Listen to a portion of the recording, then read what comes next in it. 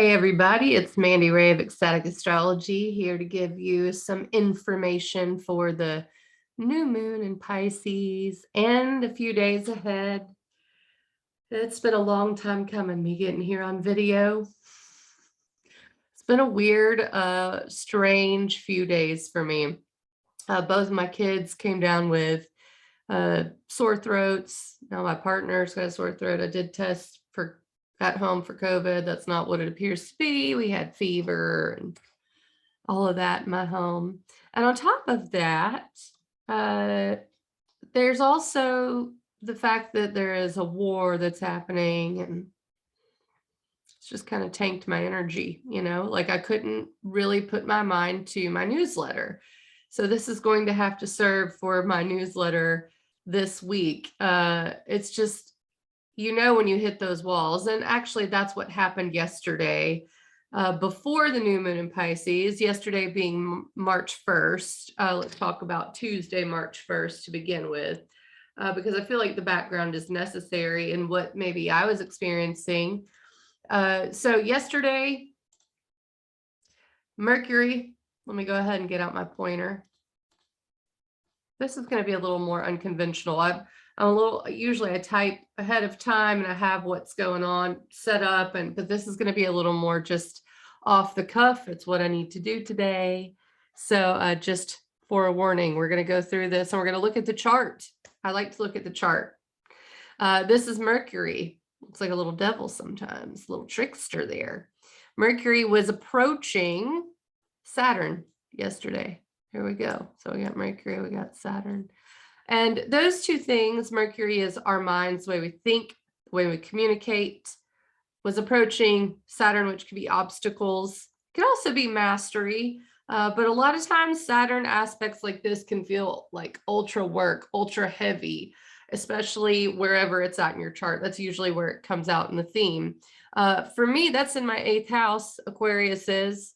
And the 8th house can deal with death and shadow and boundaries and power. And I have let this Ukraine-Russia story just come down on me, man. That's how it felt. And I couldn't even do the Saturn work that I needed to. So that's why I'm giving you this example from a personal standpoint. I think that can help you maybe more zero in on where it's at in your chart according to your rising sign. If you're a Leo rising, you got it in your 7th house of relationships, okay? So that's what was going on yesterday, and I think why I just could not put my mind to. Actually Monday, really, I do my newsletter on Monday, and I couldn't even, there's just too much going on. Kid got sick, I was like, let me be easy with myself. And the reason I tell you all of that is because we've got a new moon in Pisces today, and this really has a lot to do with surrender. And so I know that about Pisces.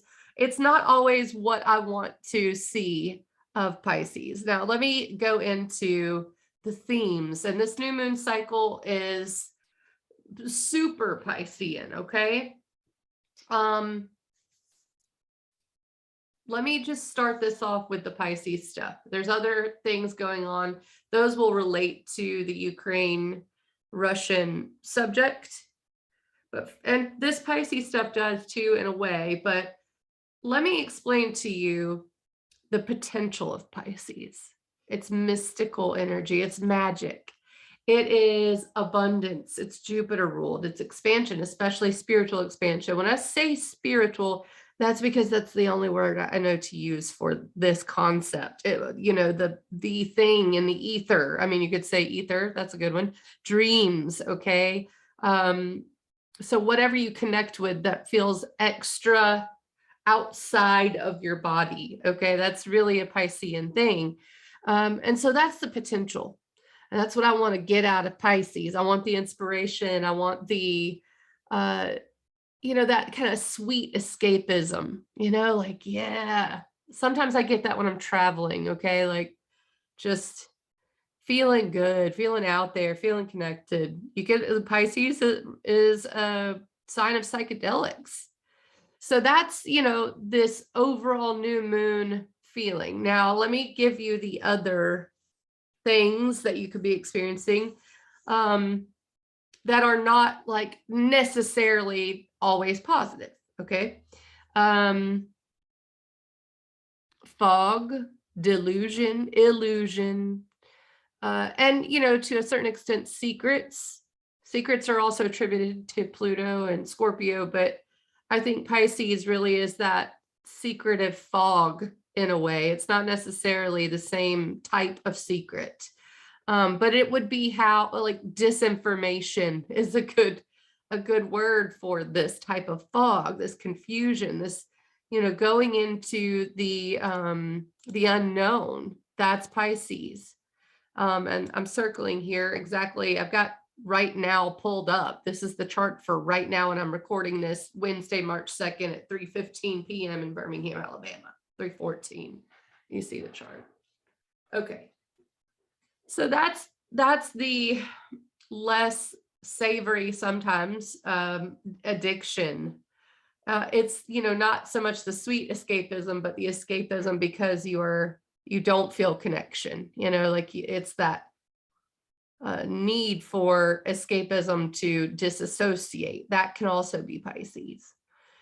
And I think, I don't know, unfortunately, I have been dealing, I think, with the less desirable parts of Pisces since Jupiter's been there. There's been a few magical moments. I'm not going to deny that. And I wonder, gosh, I really want to hear from you guys. I want to know what you're experiencing here, and if you're getting a mixture of these really magical moments. I had one the other night when we played a show at Oversoul Brewing in Helena, Alabama. It was so magical and just felt good, you know. At the same time, I was entering, I think it was actually very close to the first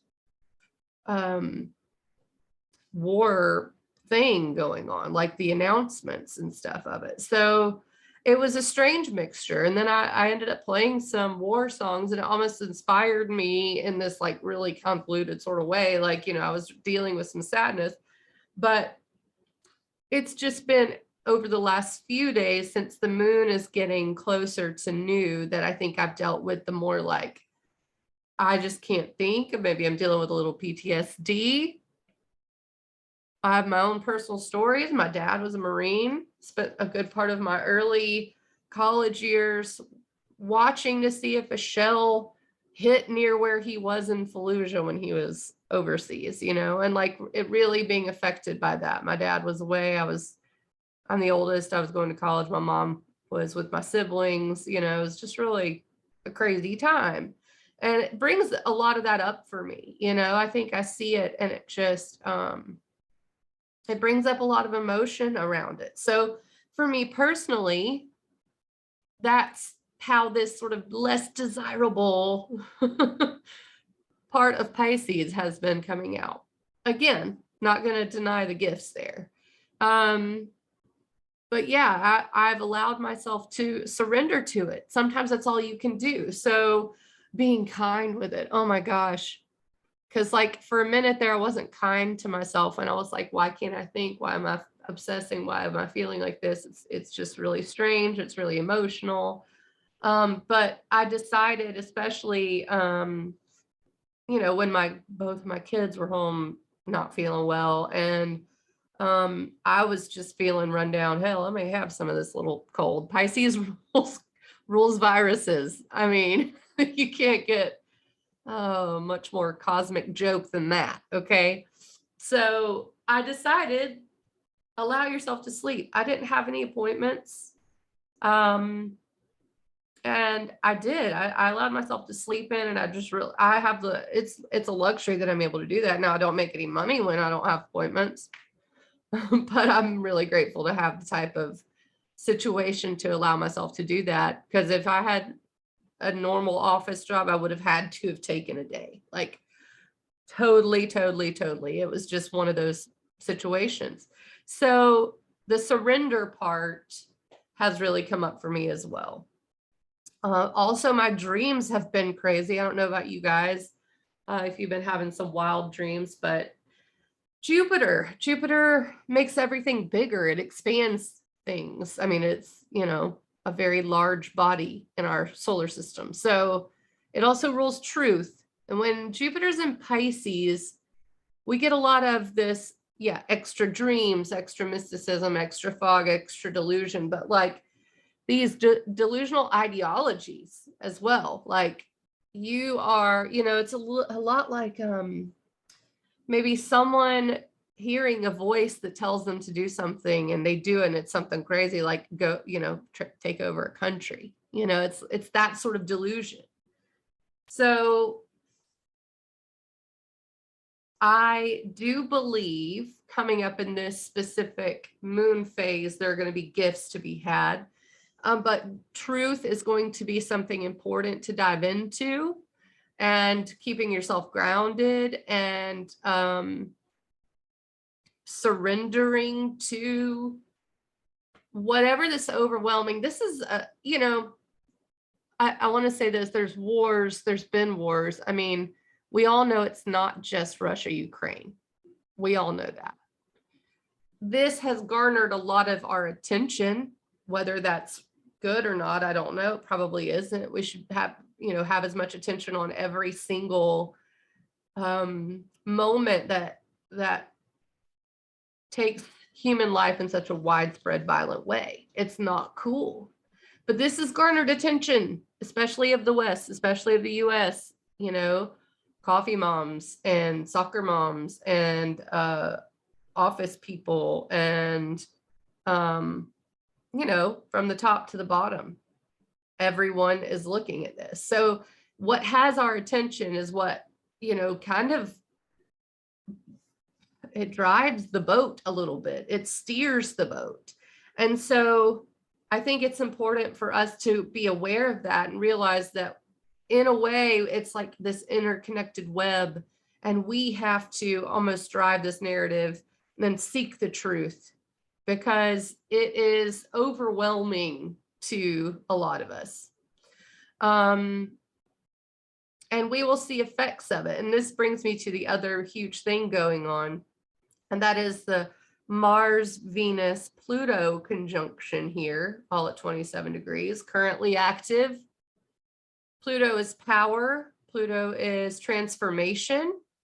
It is absolutely something that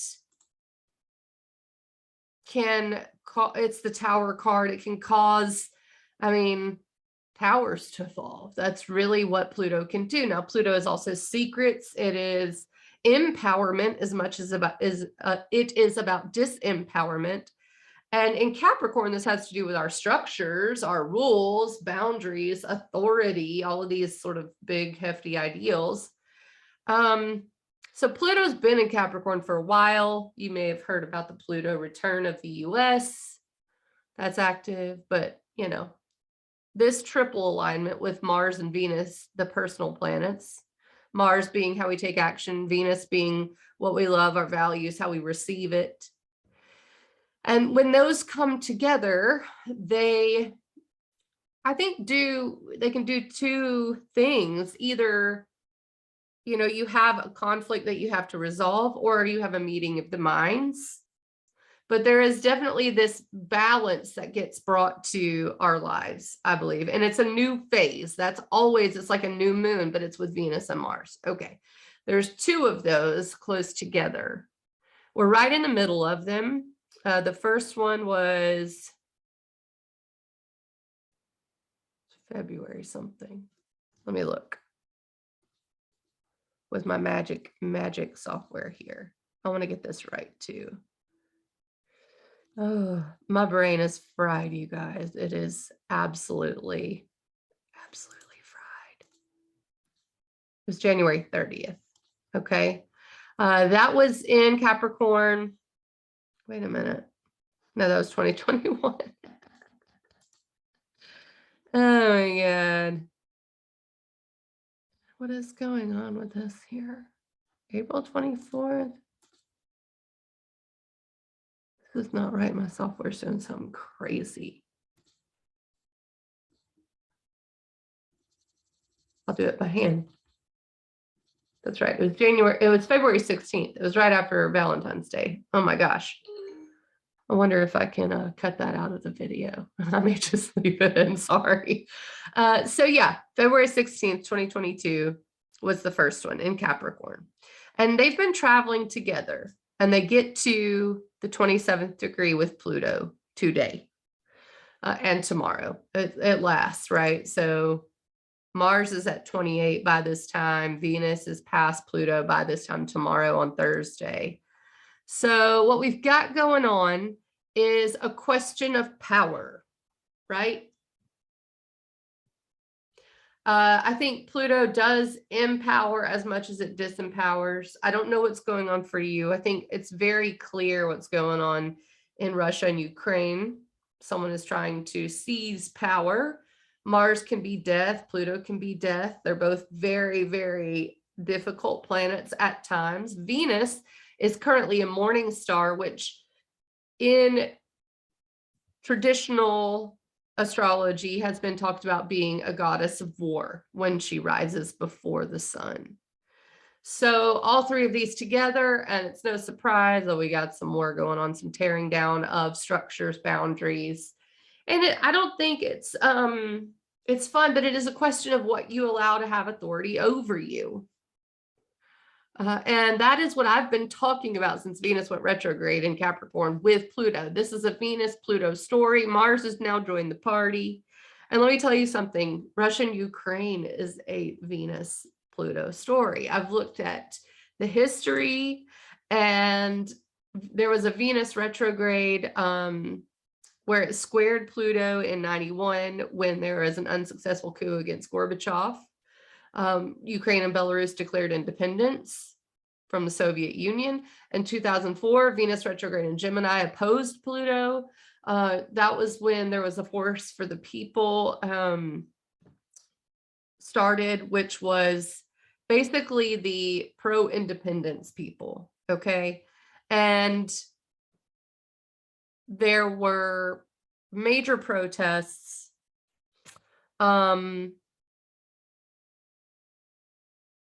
Yeah, like the election, I'm reading my notes, it was all crazy. Anyway, that was during the Venus retrograde opposite Pluto in 2004. I'm no good with explaining history, but I'm trying. And I did research this earlier, so it's really important. Venus, Pluto, November 2013, there was a stalling of the agreement of the European Union Ukraine Association. And then a Venus retrograde in Capricorn, that's when there were major, major protests, and they removed Yanukovych. And then that was when Poroshenko came into power. Okay, so this was when Crimea was seized, and it was right after Venus hit Pluto direct. So they almost conjoined exactly by degree in 2013, 2014. Okay, so you see Venus-Pluto has a big part in this Ukraine-Russia story. Okay, great. So that is one thing. That is what I call mundane astrology, where you look at what's going on and you look at the star view and it makes sense. But then apply it to your own life. And I know that's hard to do. I've been trying to myself, like, what does this mean for me? Right? And I do think that it has a lot to do with what I spend money on, what I spend time doing.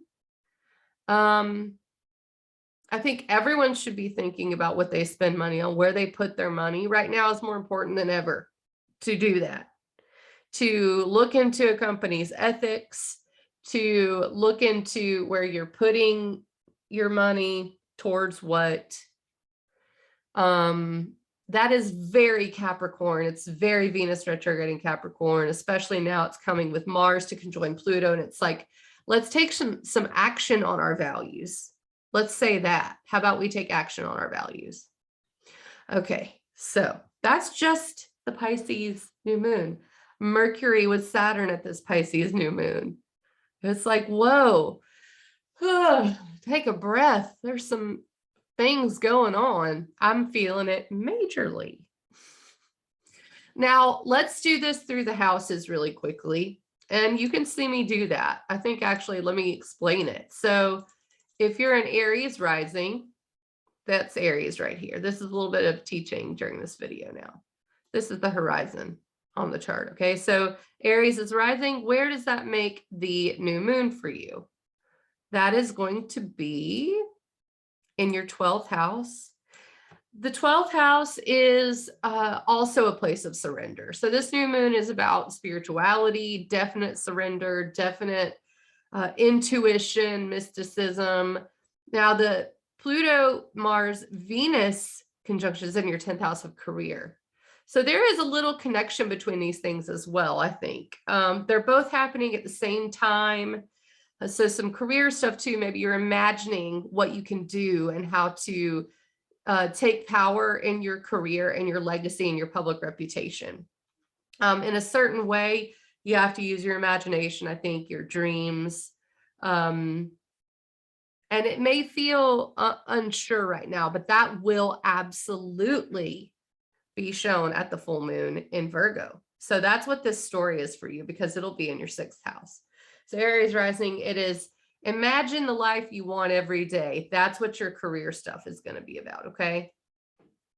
All right. So let's do Taurus rising. Ah, look, there's Taurus. See, now Taurus is rising. So that makes the new moon in your 11th house. The 11th house is about your friend groups. Really, it's large groups of people and your goals. So the future, you may be unsure about that. I think where Pisces is, it's a little bit, it's unsure right now. It's foggy, but there is magic there. Okay. So for you, it's in large groups of people, your friend groups, your networks, and your goals. Now, Mars, Venus, Pluto are in your 9th house. That's truth, what you believe. That is adventure, it's travel, it's higher education. If any of that makes any sense to you, you know, where are you really putting your money where your mouth is in that theme? Okay. The full moon will be in your 5th house of good fortune, creativity. So it's like this is starting a new creative adventure for you. Maybe how you interact with your friends and what you show them about yourself, and also how much you believe in yourself. Okay.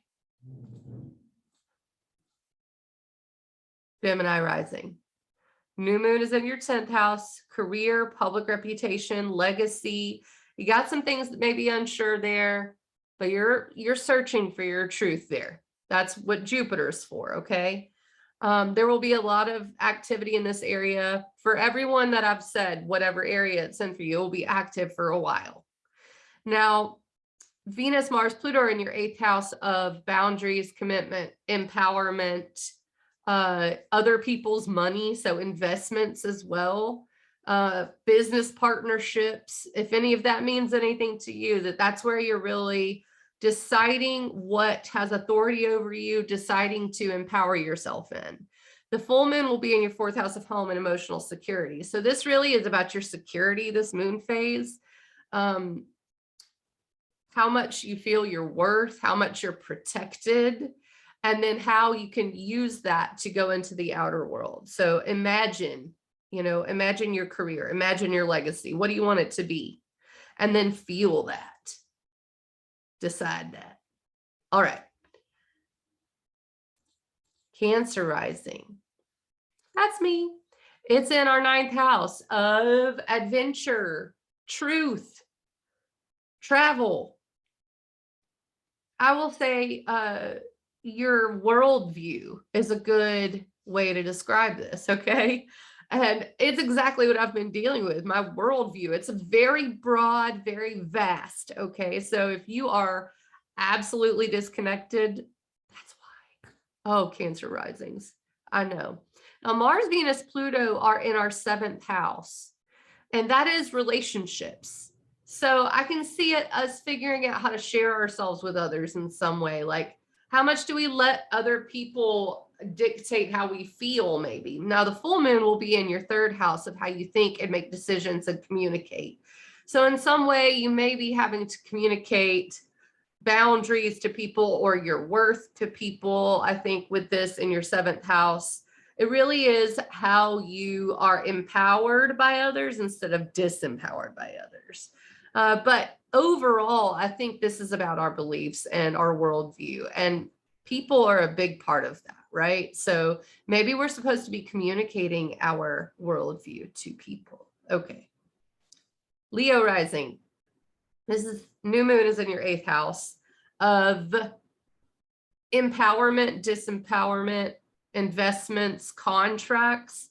So there could be some unassuredness there. Okay. Like how much do I trust this person? Do I go into business with this person? Do I buy this thing, et cetera, et cetera.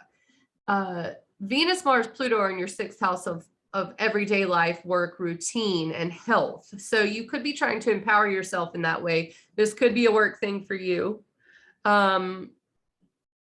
I think it definitely is. How do I spend my time? How much do I value myself? The full moon will be in your second house of finances and values. So I do think ultimately this is a really nice period for you. But I think empowering yourself at work is really important. And deciding what you're worth is really important. So if you're unsure about how to share yourself with someone, the full moon will help with that. I do believe that. And that's coming like March 17th or something. I'll look ahead in a second. All right, Virgo rising. It's in your seventh house of relationships. This is about other people. Things may seem a little weird there. I don't think, I don't think, in terms of being unsure there, it may just be some fogginess. It may be that you're both sick, like me and my Virgo rising partner. He's sick, right? I'm sick. My kids are sick. So, I mean, I can see how that's coming out for him. Now, depending on your relationship situation, this could be unsure with your partners. It could be like, oh, I feel magical here. So there's a lot of possibilities, and I'm getting more of that, maybe magic. Let's also not forget Pisces is rose-colored glasses.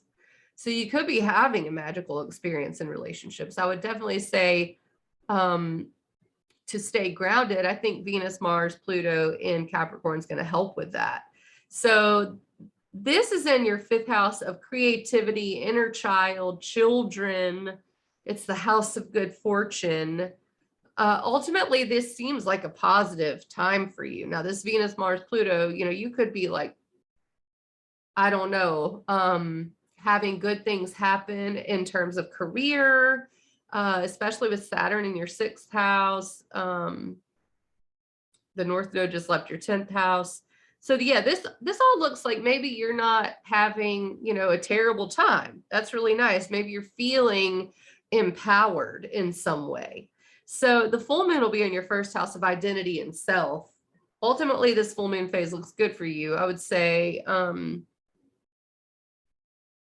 don't really have much advice for Virgo risings. It looks like y'all are doing great. All right, good for you. Okay.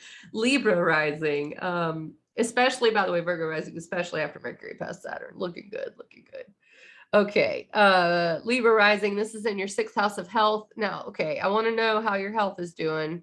Not just that, but your routine could seem out of sorts. You could just not feel like you're yourself every day. But also there could be, a new commitment to routine, depending on what Jupiter is doing there, what your ideologies are. But I think you're looking for truth. What is ritual to me? What is routine? What is health? All of those things will be a part of this cycle. Venus, Mars, Pluto in your fourth house of emotional security, home, and family. So you're working on empowerment there. Deciding what has authority over you there, and you may have to be dealing with some of that. The full moon will be in your 12th house coming up. So this moon phase is about your health and then surrender to maybe this area of routine ritual. You may feel a little spacey for this moon period. It may actually be kind of an isolated time for you, and that's okay. And I'm not saying that is bad. In fact, I think it's more about connecting spiritually for you and having this greater sense of emotional security and who you are at the core. Okay, Scorpio rising. This is in your fifth house of children, inner child, creativity, good fortune. Ultimately looking pretty cool for you guys. Let's see, especially Mars, Pluto, Venus in your third house. This is like really strong decision making. Okay. Like you really are making a decision right now, maybe having to communicate empowerment to people, worth, boundaries, that sort of thing. There's a lot of communicating, maybe some work going into it. But the full moon will be in your 11th house of goals. So ultimately, I feel like you are making decisions right now that will result in some good stuff, some goals, some networking, some greater achievement for this moon cycle for you. Pretty good. Okay. Sag rising. 4th house, home, family, emotional security. Things could either feel really good there, or they could feel maybe unsure. I'm getting the feeling though from where this is at in your chart that it's probably magical. Mars, Venus, Pluto are in your 2nd house of finances and self-worth, empowering you there. And the full moon will be in your 10th house of career. So ultimately, this looks like a good full moon moon phase for you, the new moon to the full moon. That really boosts your self-worth, maybe boosts your finances. So good for you, Sag rising. This looks really cool. There may be changes in the home, maybe changes in the career coming up. Just be aware that it's all for good. Okay, Capricorn rising. Now, this is in your 3rd house of communication and decision making, the way you think, the way you communicate, and things could be, I wonder if you're feeling a little misunderstood or a little unsure about how to communicate yourself to people, especially with Venus, Mars, Pluto in your 1st house of self and identity. You're really trying to empower yourself to have this strong sense of self-worth, I think. And the new moon is like, yeah, but how do I communicate that to people? A little unsure, trying to figure out what you believe there. The full moon will be in your 9th house of knowing, okay, of learning, of truth, of worldview. So I think, again, ultimately, this looks really empowering for you. Really good, especially identity wise and decision making wise. Aquarius rising. This is in your 2nd house of finances. I wonder if things feel a little off there. Values as well. I feel like you're having to really trust and stick your neck out a little bit and trust that things are going to work out. And that's fine. Like, I think that's fine. So this is really encouraging you, Venus, Mars, Pluto in your 12th house of spirituality and dreams, to like lean on some higher power, lean on your intuition, your imagination. The new moon and Jupiter in your 2nd house of finances and self-worth. Again, Jupiter's good. Right now, it's what's known as under the beams. There will be a cazimi there. So I think ultimately you are propped up. It just feels unsure right this moment. The full moon will be in your 8th house, though, of investments, other people's money, empowerment, boundaries, how you share yourself with people. So you could be entering into a business partnership. There could be something significant going on there. I do feel like if it feels unsure, that full moon will bring clarity to anything you got going on. Okay, Pisces rising. Last but not last, actually, because you precede Aries. So you're first. Anyway, Pisces rising, this new moon is in your 1st house of identity and self. So if you're unsure who you are or what you feel like, if identity seems a little strange for you, or like, I don't know where I'm going, that's why. Could also be like you are really feeling yourself right now, or really imagining some identity, autonomy, independence into your life. Venus, Mars, Pluto in your 11th house of networking and goals. And so you got some powerful decisions to make, some empowerment there. It's like, yes, I can go for that goal. It's going to be great. The full moon will be in your 7th house of relationships, which is awesome. It's like, I think people are a big piece of this puzzle, and you're building your network that will ultimately be like propping you up. Okay. So this is really great for Pisces rising, and I really love it.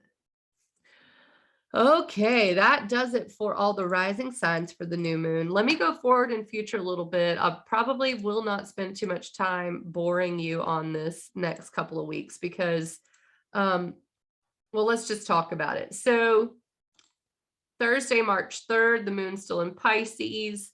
It passes Neptune. That may feel a little spacey, especially once it passes Neptune. It'll be void of course, I think.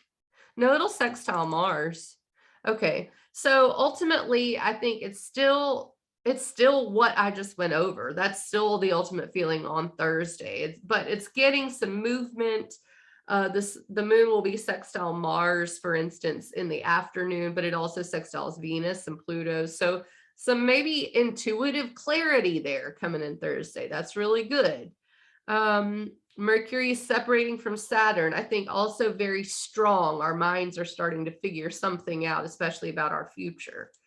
Okay. And then late on Thursday, the 3rd, the moon moves into Aries. This Aries transit lasts from Thursday evening. Forgive me. Like I said, I'm having to go along and look till about Saturday evening, I think. Sounds about right. So about 3 days, and it's really a good transit, I think. There's one sticking point. So let's just say Friday, it's probably the most action of this Aries moon. Thursday evening won't be, it may result in some motivation. Now Friday though, the moon hits Chiron, which is the wounded healer. So that could be, sometimes that stings, like, you know, accidentally bumping a scab or something and it hurting, or a bruise, you know, but ultimately it's healing. That's the idea of Chiron, and that's brief.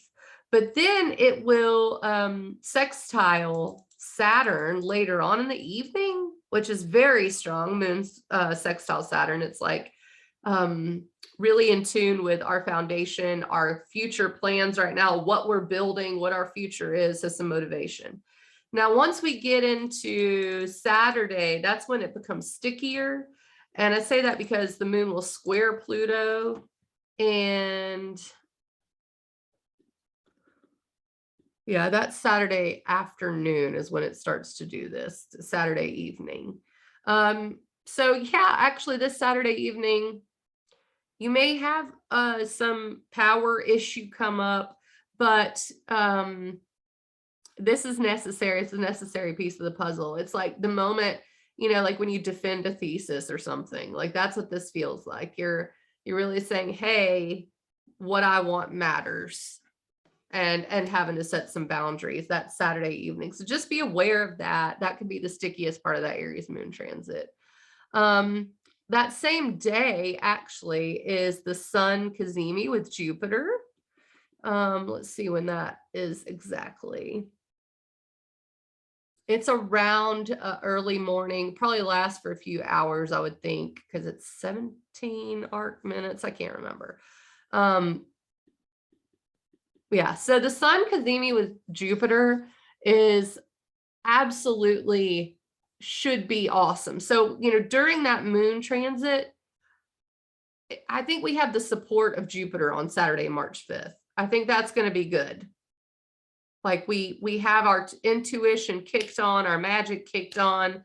Jupiter and the sun are like, yeah, we got this. Okay, so I think we have some support, not to mention that just before that, moon sextiles Mercury as well. So we're thinking and our emotions are really in alignment on Saturday, March 5th, if we do have that power kind of issue on the moon square Pluto. And then the moon squares Mars. So that evening just seems active. Let me put it that way. And I would say also in regards to the Ukraine Russia issue. Now, Sunday, the moon is in Taurus. And when we wake up, I mean, I think that's going to be really interesting because the moon squares Mars and Venus as they move into Aquarius. Let me just go ahead and circle that so you can see. There's Mars and Venus. So March 6th is significant because there's a Mars-Venus conjunction, the second of two. Okay. And the moon moves into Taurus at the same time and squares that. So it squares it in Capricorn and in Aquarius, which is very interesting, changing of the guard and like the changing of what are our values? How do we go to the future? Now, what does it look like? Now we're going to the future. Venus passes Mars. I think that's great. So March 6th seems pretty significant. It feels like a huge shift. Mars Venus moving out of Capricorn is going to change the ball game. And I really think that it's going to feel a little lighter. Now, we do still have in the future, way further down, Venus and Mars to hit Saturn, which will be something to look at. But it still feels a lot less heavy than Capricorn, I think. A lot more future-oriented, goal-oriented, humanitarian even. And Venus moves past Mars. So Venus is the one going first now. Okay, the moon in Taurus is actually pretty nice though, because even though there is that square, there will be a square to Saturn later on as well, but probably the next day, probably Monday. There is a sextile to Pisces. So at the same time, it's a little, it's also a little magical. I think Sunday, the moon moves closer to Uranus, and at nighttime, actually, as we go to bed, the moon hits Uranus, which is upheaval. It's also inspiration. It's also a nice shift. So we're still talking Sunday. I said I was going to try to go fast. I may have to come back and do next week. I may just take us through Monday or Tuesday because this is ridiculous. All right. So the moon hits Uranus Sunday evening, which is a really nice shift in how we feel. Okay, like, oh, okay, let me feel into this change in values that I'm going through. Also some inspiration, some awareness of where we're changing, you know. Monday morning when we wake up is really nice with that moon sextile to Jupiter. Jupiter is abundance. So what I think is really great is we get the sextile to Jupiter before the square to Saturn. So we hit Uranus, emotional awareness of where we're changing, where we're pushing for freedom. Sextile Jupiter, expansion, truth, maybe an expansion of stubborn ideology. It's such a toss up here. But then it sextiles the sun, identity, self, purpose, and then it squares Saturn in the afternoon. Now that square to Saturn, it's going to be brief again. So after that, I think it won't feel like we're being held back by anything. Once the moon passes that square, there's some decisions made there based on our values Monday afternoon. And I think that will be important. Okay, so what else is going on? Am I missing anything? Venus and Mars are still moving together Tuesday, and then the moon moves into, Tuesday morning, the moon trines Pluto. Again, this is really nice. This empowers us Tuesday morning. So we're like, yeah, we can get this done. And the moon moves into Gemini Tuesday afternoon, which will trine Mars, then trine Venus. So Tuesday feels very like active, productive. It feels really good Tuesday. So that's really awesome. March 8th is what I'm looking at. So yeah, I think I'm going to leave it there at March 8th. Let me just actually say March 9th as a preview. I'll come back and talk, come back on and talk about this more coming up. But Mercury moves into Pisces, and that's significant because deception can really happen when Mercury moves into Pisces. It's very, very important to really try to stay grounded, try to stay clear-headed with Mercury and Pisces. To me, it can be super inspirational, super dream-oriented, yet sometimes it feels like a Mercury retrograde, okay? It is opposite its home sign of Virgo, where it can be very detail-oriented. So Mercury and Pisces can be confused, and it's just not the easiest. And we also have the first quarter square of the moon on Wednesday. So I'm going to give Wednesday potential confused sort of tenseness. I'm going to come back on and talk about that next Monday.